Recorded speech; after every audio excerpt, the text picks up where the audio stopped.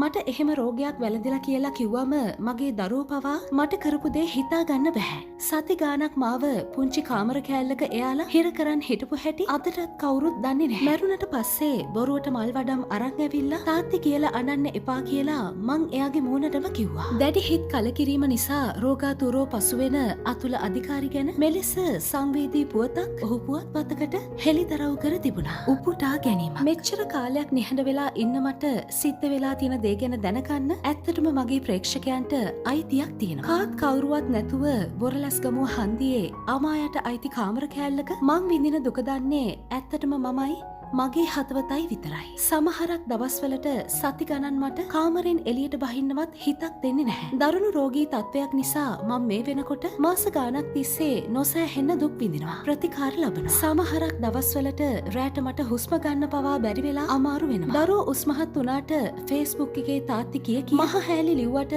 ඇත්තටම මට කොහොමද කියලාවත් ඉඳලා හිටලා ඇවිල්ලවත් මාව බලලා යන්නෙවත් නැහැ. එයාලට කොන්සර්ට් කරගන්න අවශ්‍ය නම් විතරයි තාත්ති කියාගෙන මන් මට වැටිලා ඉන්නවත් ගයක් නැති නිසා අමායට අයිති බොරලැස්කමුවේ ගෙදර කාමර කෑල්ලක හිටියත් මම කන කෑමයකට පවා සල්ලි එයාට ගෙවලා තමයි මං ඒ කාමර කෑල්ලේ ජීවත් වෙන්නේ. අඩුම තරමේ මගේ හිටපු පිරිඳ සමිතවත් ඉඳලා හිටලවත් මට ඇමතුමක් දෙන්නේ නැහැ. මගේ නම්බර්ස් පවා බ්ලොක් කරලා. දැනට උනත් මම ෂෝ එකකට දෙකකට මේ ලෙඩ තියාගෙන සහභාගී වෙන්න ජීවත් වෙන්න ඕන කමකට සොච්චමක් හොයාගන්න මිසක් මට පුළුවන් කමකට නෙමෙයි. උපුටා ගැනීම අවසන්.